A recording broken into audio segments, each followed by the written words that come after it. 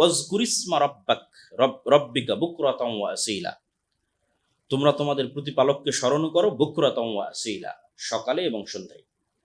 ফাসবির আলা মা ইয়াকুলুনা ওয়াসাব্বিহ বিহামদি রব্বিকা ক্বাবলা তুলুইশ শামসি ওয়া ক্বাবলাল গুরুব, মানুষ আপনার নামে যা বলে আপনি সেটির উপর ধৈর্য ধারণ করুন।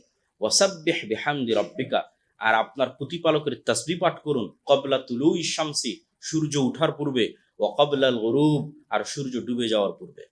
তাহলে আয়াতের মধ্যেই স্পষ্ট করে বলে দেওয়া আছে, এটা সূরা কাহফের 39 নম্বর আয়াত। সূরা কাহফের স্পষ্ট করে বলে দেওয়া আছে যে ক্বাবলা তুলুইশ শামসি, সূর্য ডুবার পূর্বে, ওয়া ক্বাবলাল গুরুব, সূর্য ওঠার পূর্বে এবং সূর্য ডুবার পূর্বে। সাব্বিহ বিহামদি রব্বিক, প্রতিপালকের তাসবিহ পাঠ করবে।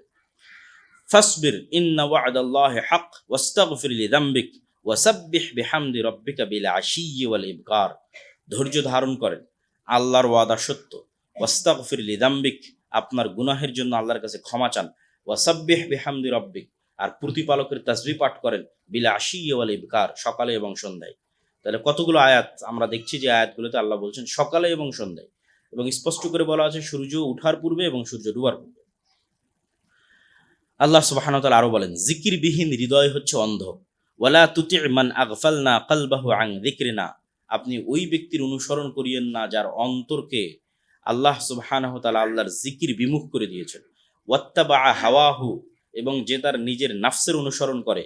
ওয়া কানা আমরুহু ফুরতা, এবং সে কাজে কর্মে সীমাকে অতিক্রম করে গেছে, সীমাকে লঙ্ঘন করে ফেলেছে। তো যার অন্তর আল্লাহ সুবহানাহু ওয়া তাআলার জিকির বিমুখ, তার অন্তর হচ্ছে অন্ধ। ফাযুকু বিমা নাসিতুম লিকা ইয়াউমিকুম হাযা ইন্না নাসিনাকুম ওয়া নাসুল্লাহ ফানাসিয়াহুম, আজকে যে আল্লাহকে ভুলে যাবে কিয়ামতের মাঠে আল্লাহ সুবহানাহু ওয়া তাআলা তাকে ভুলে যাবে। আল্লাহ সুবহানাহু ওয়া তাআলা বলছেন ওয়া নাসুল্লাহ, তারা আল্লাহকে ভুলে গেছিল। ফানাসিয়াহুম, এইজন্য আল্লাহ সুবহানাহু ওয়া তাআলা আজকে তাদের ভুলে গেছে। ওয়ালা তাকুনু কাল্লাযীনা নাসুল্লাহ, তোমরা তাদের মতো হয়ে যাও না যারা আল্লাহকে ভুলে গেছে। ফানসাহুম আনফুসাহুম, আল্লাহ তাদের নিজেদেরকেও ভুলিয়ে দিবেন। তাহলে দুটো পয়েন্ট, যে আল্লাহকে ভুলে যায় কিয়ামতের মাঠে আল্লাহ তাকে ভুলে যাবে, যে আল্লাহকে ভুলে যায় আল্লাহ তাকেই ভুলিয়ে দিবেন, সে নিজেকেই ভুলে যাবে। ফানসাহুম আনফুসাহুম, সে নিজেকেই ভুলে যাবে। এর ব্যাখ্যা কি? একটা তো আল্লাহ ভুলে যাবেন কিয়ামতের মাঠে, সেটা তো স্বাভাবিক, সবাই বুঝতেছে, যেহেতু কোরআনের আয়াতে হুবহু ওইভাবেই এসেছে যে তোমরা যেভাবে আমাকে ভুলে গেছিলে, ইন্না নাসিনাকুম, আমরা সেভাবে তোমাদের ভুলে গেছি। মানে আজ কিয়ামতের মাঠে তোমাদের নিয়ে আমাদের কোনো পরোয়া নাই, কোনো চিন্তা নাই, কোনো মাথা ব্যথা নাই। কেন দুনিয়াতে আমাদের নিয়ে তোমাদের কোনো চিন্তা, কোনো স্মরণ ছিল না, কিন্তু আপনি আপনাকেই ভুলে যাবেন। এটার অর্থ হচ্ছে যে ব্যক্তি আল্লাহ সুবহানাহু ওয়া তাআলাকে স্মরণ করে না, আল্লাহ সুবহানাহু ওয়া তাআলা তাকে এমন কাজে ব্যস্ত রাখেন যা তার দুনিয়া এবং পরকালে কোনো উপকারে আসে না। যে আল্লাহ সুবহানাহু ওয়া তাআলাকে ভুলে যায়, আল্লাহ সুবহানাহু ওয়া তাআলা তাকে এমন কাজে ব্যস্ত রাখেন যে কাজে তার দুনিয়া এবং পরকালে কোনো উপকার আসে না। সারাদিন মোবাইল চালাচ্ছে, ফেসবুক, ইউটিউব, টুইটারে ব্যস্ত আছে, ঠিক আছে, মদ জুয়ার আড্ডায় ব্যস্ত আছে, সন্ত্রাস চাঁদাবাজিতে ব্যস্ত আছে, তথা এমন কাজে ব্যস্ত আছে যেখানে তার দুনিয়াও ধ্বংস হচ্ছে, জুয়াতে ব্যস্ত আছে যেখানে তার পরকালও ধ্বংস হচ্ছে। তাহলে এই ব্যক্তি তার নিজেকে ভুলে গেছে, তার নিজের কোথায় উপকার সেটাই সে জানে না। এটা হচ্ছে আল্লাহকে ভুলে যাওয়ার শাস্তি। যে কোনো বিপদ দূর হয়ে যেতে পারে আল্লাহ সুবহানাহু ওয়া তাআলার জিকিরে। ফালাউলা আন্নাহু কানা মিনাল মুসাব্বিহিন লা লাবিসা ফি বাতনিহি ইলা ইয়াউমি ইউবাথুন, যদি ইউনুস মাছের পেটে আল্লাহ সুবহানাহু ওয়া তাআলাকে স্মরণ না করত, তাহলে আমি আল্লাহ ইউনুসকে মাছের পেটে কিয়ামত পর্যন্ত রেখে দিতাম। যদি সে তাসবিহ পাঠ না করতো। ইউনুস আলাইহিস সালাম কিন্তু মাছের পেটে বলেনি যে আল্লাহ আপনি আমাকে বাঁচান, দোয়া নাই কিন্তু। আপনারা ওইটার অনুবাদ পড়ে দেখবেন যে লা ইলাহা ইল্লা আনতা সুবহানাকা ইন্নী কুনতু মিনাজ জালিমিন, এটার মধ্যে এই দোয়া নাই যে আল্লাহ আমি মাছের পেটে বিপদে আছি, আপনি আমাকে বাঁচান। কেন দোয়ার চেয়েও পাওয়ারফুল হচ্ছে জিকির। এটা জিকির, লা ইলাহা ইল্লা আনতা, আল্লাহ ব্যতীত কোনো ইবাদতের যোগ্য মাবুদ নেই, সুবহানাক, আপনি মহাপবিত্র, তাসবিহ। এবং আল্লাহ কোরআনের আয়াতের মধ্যে এটা বলেছে যে যদি ইউনুস তাসবিহ পাঠকারী না হতো, ফালাউলা আন্নাহু কানা মিনাল মুসাব্বিহিন, যদি ইউনুস তাসবিহ পাঠকারী না হতো, মানে মাছের পেটে আমার তাসবিহ, আমার জিকির পাঠ না করতো, তাহলে লালাবিসা ফি বাতনিহি, তাহলে আমি তাকে মাছের পেটে কিয়ামত পর্যন্ত রেখে দিতাম। ইন্নী কুনতু মিনাজ জালিমিন, হে আল্লাহ আমি অপরাধীদের অন্তর্ভুক্ত, আর আপনি মহাপবিত্র, আর আপনি ব্যতীত ইবাদতের যোগ্য কেউ নাই। আসমান এবং জমিনের সৃষ্টি রহস্য একমাত্র আল্লাহর জিকিরকারীরাই প্রকৃতভাবে অনুভব করতে পারে। আল্লাহ সুবহানাহু ওয়া তাআলা বলেন, ইন্না ফি খালকিস সামাওয়াতি ওয়াল আরজ, আসমানের সৃষ্টি এবং জমিনের সৃষ্টি, ওয়া ইখতিলাফিল লাইলি ওয়ান নাহার, দিনের সৃষ্টি এবং রাতের সৃষ্টি, লাআয়াতিল লিউলিল আলবাব, যে কোনো চিন্তাশীল মানুষের জন্য নিদর্শন।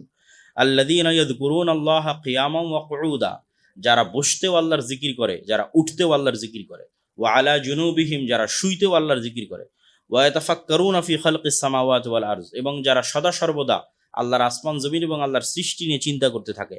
তারা বলে, রব্বানা মা খালাকতা হাযা বাতিলা, হে আল্লাহ, আপনি বিশাল সৃষ্টি অনর্থক সৃষ্টি করেননি। সুবহানাক, আপনি মহাপবিত্র।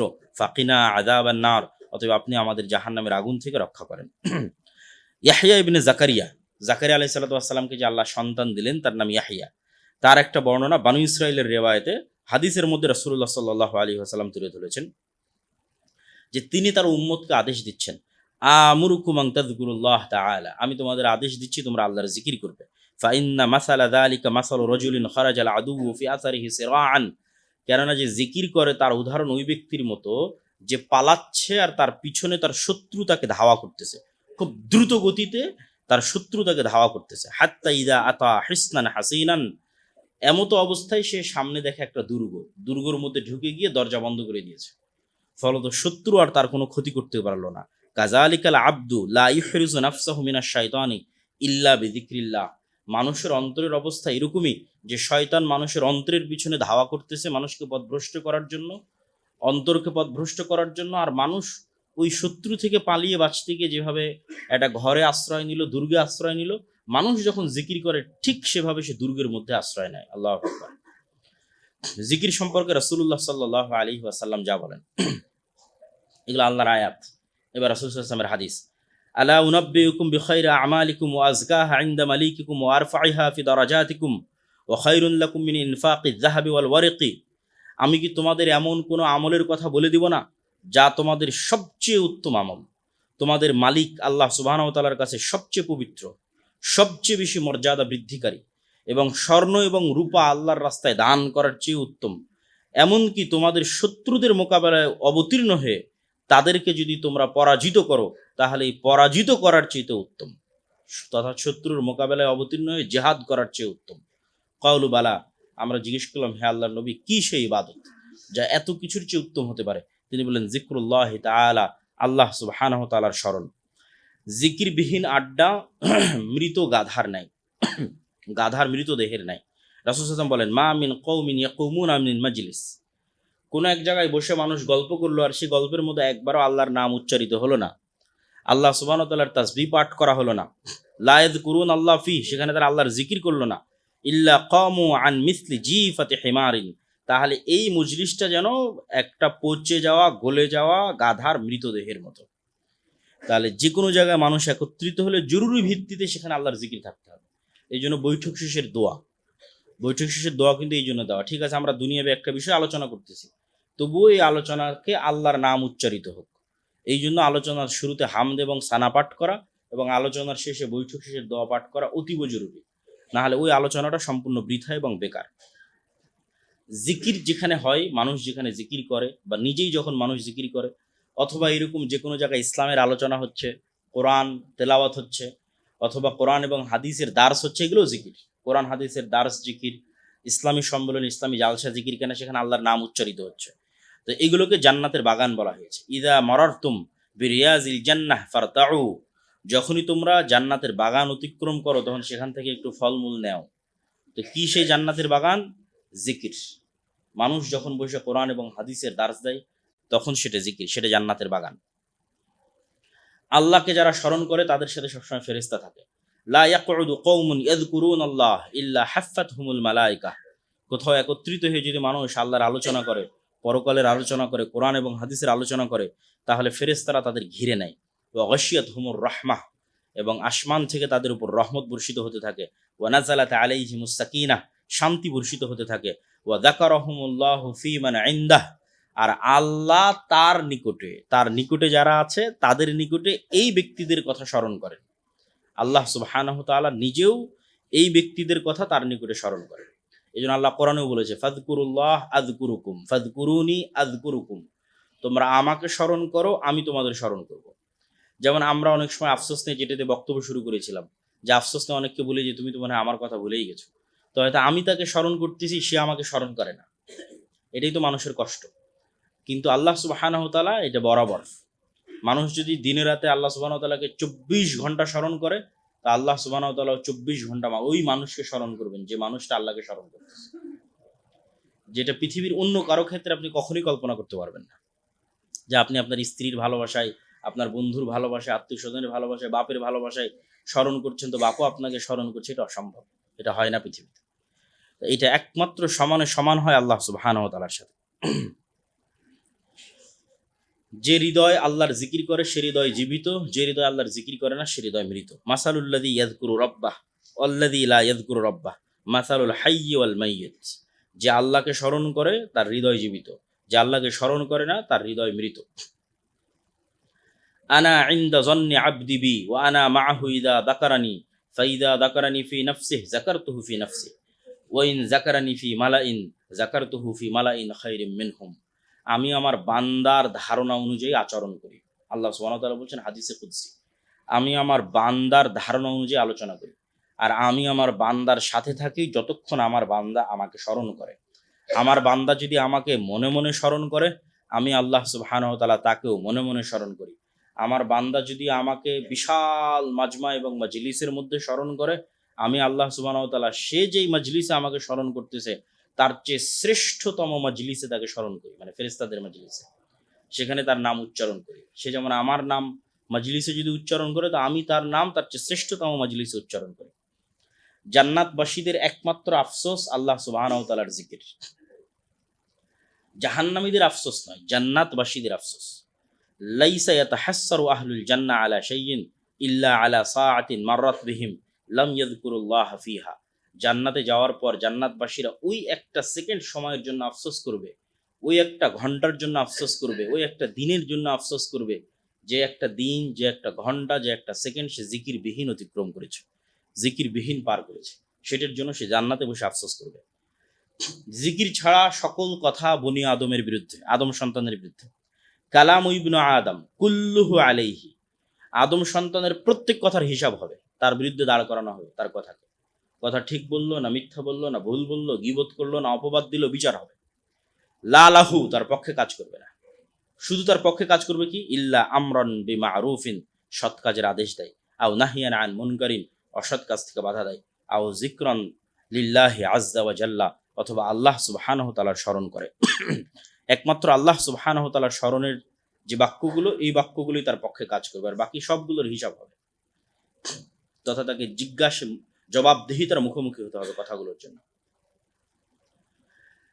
রাসূল সাল্লাল্লাহু আলাইহি ওয়াসাল্লামকে জিজ্ঞেস করা হলো, আইয়ুল আমালি আহাব্বু ইলাল্লাহ, আল্লাহর নিকটে সবচেয়ে প্রিয় আমল কোনটি? রাসূল সাল্লাল্লাহু আলাইহি ওয়াসাল্লাম বলেন, আন তামুতা ওয়া লিসানুকা রাতবুন মিন যিকরিল্লাহি আযজা ওয়া জাল্লা।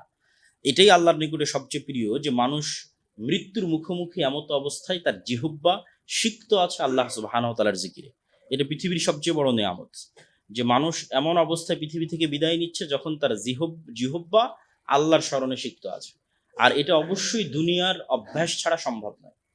দুনিয়াতেই অভ্যাস ছাড়া, দুনিয়াতে আপনি যদি গানের প্রতি আসক্ত থাকেন, নেশার প্রতি আসক্ত থাকেন, বাদ্যযন্ত্রের প্রতি আসক্ত থাকেন, জুয়ার প্রতি আসক্ত থাকেন, তাহলে এটা অসম্ভব যে মৃত্যুর সময় আপনি আল্লাহর নাম স্মরণ করবেন বা আল্লাহর নাম স্মরণ করার তৌফিক আপনাকে দেওয়া হবে, এটা সম্ভব। এই ধরনের সকল নেশা থেকে যখন মানুষ মুক্ত থাকে এবং আল্লাহ সুবহানাহু ওয়া তাআলার সাথে কানেক্টেড থাকে, তখনই এই তৌফিক হবে যে সে মৃত্যুর সময় আল্লাহকে স্মরণ করতে পারবে। এবার ওই যে যেটা বলেছিলাম যে দোয়ার চাইতে জিকিরে বেশি পাওয়া যাবে, আল্লাহ সুবহানাহু ওয়া তাআলা বলছেন, মান শাগালাহু যিকরি আন মাসআলাতি আতাইতুহু আফদালা মা আ'তিস সাইলিন। যে ব্যক্তি আমার জিকিরে বেশি ব্যস্ত থাকে এবং এই বেশি ব্যস্ত থাকার কারণে সে আমার কাছে তেমন কিছু চাইতে পারেনি, যারা আমার কাছে দোয়া করে চেয়েছে আমি তাদের চেয়ে বেশি এই জিকিরকারীকে দিয়ে দিব।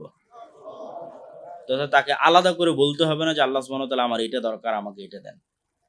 অটোমেটিকই আল্লাহ সুবহানাহু ওয়া তাআলা তার জন্য ব্যবস্থা করে দিবেন। জিকির হচ্ছে জান্নাতের বাগানে বৃক্ষরোপণ। লাকিতু লাইলাতান উসরিয়া বি ইব্রাহিম ফাকালা ইয়া মুহাম্মদ আকরি উম্মাতাকা সালাম ওয়া আখবিরহুম আন্নাল জান্নাতা তাইয়্যিবাতুত তুরবাহ আযবাতুল মা ওয়া আন্নাহা কিয়ান ওয়া আন্না গিরাসাহা সুবহানাল্লাহ ওয়ালহামদুলিল্লাহ ওয়ালা ইলাহা ইল্লাল্লাহ আল্লাহু আকবার। ইব্রাহিম আলাইহিস সালাতু ওয়াস সালাম আমাকে মেরাজের সফরে আমাকে বলেছিলেন, হে মুহাম্মদ, তোমার উম্মতের কাছে আমার সালাম পৌঁছে দিও এবং তাদের জানিয়ে দিও জান্নাতের জমি অত্যন্ত উর্বর, পানি অত্যন্ত মিষ্টি, ঠিক আছে, কিন্তু জান্নাতে হচ্ছে মরুভূমির মতো, কোনো আবাদ নাই। এখন কেউ যদি চায় যে সে জান্নাতে যাবে আর মরুভূমিওয়ালা জান্নাতে বসবাস করবে, সেটা তার ব্যাপার। আর যদি মনে করে যে না, সে জান্নাতে তার বাড়ির আশেপাশে যেমন দুনিয়াতে সুন্দর গাছপালা লাগিয়েছে, বিশাল বাগান তৈরি করেছে, বিশাল লেক তৈরি করেছে, সেই লেকের ধারে আবার গাছপালা লাগিয়েছে, ফুলের গাছ, অমুকের গাছ, ফলের গাছ, তো সে যদি চায় যে তার জান্নাতের বাড়িটা এরকম সুজলা সুফলা শস্য শ্যামলা গাছপালায় ভরপুর থাকুক, তাহলে সে যেন জেনে রাখে জান্নাতের গাছ হচ্ছে সুবহানাল্লাহ, আলহামদুলিল্লাহ, লা ইলাহা ইল্লাল্লাহ এবং আল্লাহু আকবার। তথা সে যত বেশি আল্লাহ সুবহানাহু ওয়া তাআলার জিকির করবে, তার জান্নাতের বাগান, তার জান্নাতের গাছের বাগান তত বড় হতে থাকবে। যতক্ষণ জিকির ততক্ষণ আল্লাহ সুবহানাহু ওয়া তাআলার সাথে। আনা মা আবদি মা যাকারানি ওয়া তাহাররাকাত বি শাফাতাহু, আমি ততক্ষণই আমার বান্দার সাথে যতক্ষণ আমার বান্দা আমার জিকিরে তার ঠোঁট এবং তার জিহ্বাকে নড়াতে থাকে। আল্লাহ সুবহানাহু ওয়া তাআলাকে স্মরণ করলে তিনিও স্মরণ করেন, এটা আমরা আগেই বলেছি। স্বর্ণ এবং রৌপ্যের দানের চেয়ে উত্তম জিকির, সেটার হাদিসও আমরা আগেই উল্লেখ করেছি। জিকিরের জন্য আল্লাহর কাছে সহযোগিতা চাওয়া, যেটা আমরা সালাতের পরে বলে থাকি, আল্লাহুম্মা আইন্নি আলা যিকরিকা ওয়া শুকরিকা ওয়া হুসনি ইবাদাতিক, হে আল্লাহ, আপনি আমাকে সহযোগিতা করুন যেন আমি বেশি বেশি আপনার জিকির করতে পারি, বেশি বেশি যেন আমি আপনাকে স্মরণ করতে পারি। যারা জিকির করে তাদের যারা সঙ্গী হয় তারাও আল্লাহর দয়া প্রাপ্ত। ইন্না লিল্লাহি মালাইকাতান ইয়াতুফুনা ফিত তুরুক, আল্লাহর কিছু ফেরেশতা আছে যারা জমিনে শুধু বিচরণই করতে থাকে, ইয়ালতামিসুনা আহলা যিকির, খুঁজতে থাকে কে কোথায় আল্লাহকে স্মরণ করছে। ফাইজা ওয়াজাদু কওমান ইয়াযকুরুন আল্লাহ, যখনই দেখে কোথাও কেউ আল্লাহকে স্মরণ করছে, বাকি ফেরেশতাদের সেখানে ডেকে নেয়। হালুম্মু ইলা হাজাতুকুম, আসো আসো, এই যে এখানে আমরা একজন আল্লাহকে স্মরণকারী ব্যক্তি পেয়েছি।